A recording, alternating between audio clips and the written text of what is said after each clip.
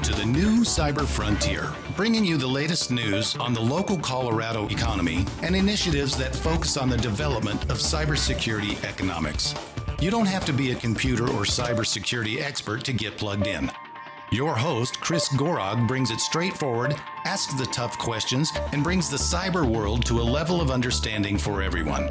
Chris is personable and opens up with our guests on issues we all would like to see addressed. You can find us on the web at www.newcyberfrontier.com. Now join our host as he introduces the topic for today's New Cyber Frontier. Welcome to today's New Cyber Frontier. Today we have a special release because we have an announcement from the National Cybersecurity Center. And the press release just came out. Colorado Springs, Colorado. Bob Hurst, chairman of the National Cybersecurity Center, announced today that Ed Rios has been named the first chief executive officer of the organization. So this is effective October 15th, 2016. So they did an extensive research looking for the CEO nationwide. Rios takes the helm from the interim director, retired Army Lieutenant General Ed Anderson, who has led the National Cybersecurity Center since March. Okay, going through a little bit more. Ed Rios will be the perfect CEO to drive the NCC into the national spotlight, said Anderson. He brings years of cyber experience and the startup experience needed to establish the NCC as a national leader. Rios joins the NCC from his role as the president and CEO of Cyberspace Operations Consulting, a company he founded in 2006, which focuses on cyber, drone technology, and satellite communications. He is a retired U.S. Air Force colonel with 26 years of active duty experience in special technology operations, space operations, and intelligence operations, among many other roles. So looking over, I did some brief, many of you might know Ed Rios, but looking over at his LinkedIn profile, just to get a little bit more background on him, we find that Ed has degrees listed on here from Massachusetts Institute of Technology, University of North Texas, and University of Phoenix. I'll have to say, he only has one job listed on LinkedIn, Cyberspace Operation Consulting, very little, September 2006, president, 10 years, 2 months, Colorado Springs, Colorado area, San Antonio, Texas area, Honolulu, Hawaii, and Washington, D.C. So we welcome Ed and look forward to, we're looking at an interview with him on New Cyber Frontier. Hopefully next week we'll release that as soon as we get that information in and have a good conversation about what is his direction and hopefully some insight about what we'll see coming on the road for the New Cyber Frontier and about what we'll see coming down the road for the National Cybersecurity Center and New Cyber Frontier as well.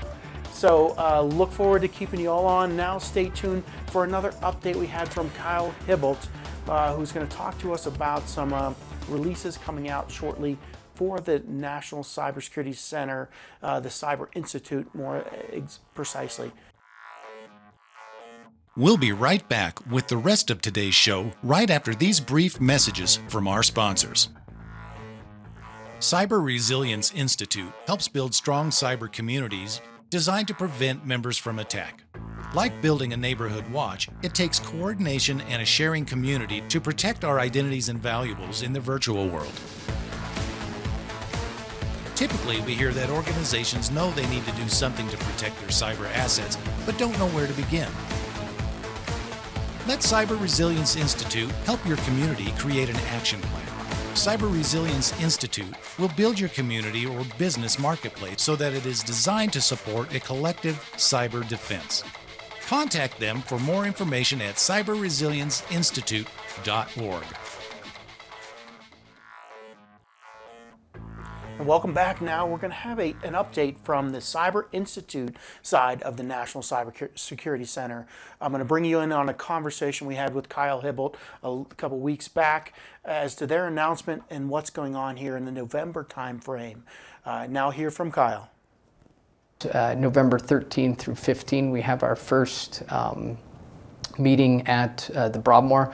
This one is for public officials, state and local. Is that open to the public? There is the kickoff dinner for National Cybersecurity Center, which will be November 13th, and you can go to our website, nationalcybersecuritycenter.org, and see information with regard to that, to see how to be a corporate sponsor, buy a table, or purchase individual tickets.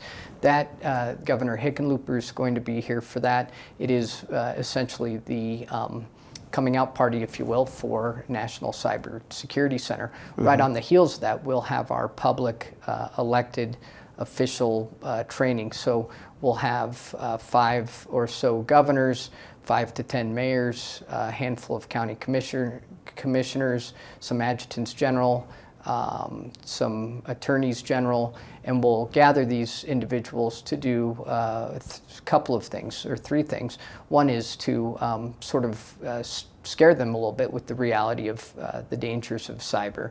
And then 2, give them information on what they need to know about cyber, questions to ask their CISOs and others, and then also what to do when something goes wrong, who to contact, and the other piece is how to allocate money to make sure that money is being spent wisely to help create a robust and secure cyber environment for their organizations. So that's the Cyber Institute, where we'll also do board training right on the heels of the 13 through 15 program. We're going to do a board of directors training. It'll be a day and a half. We have strategic partners working with us in putting on the training.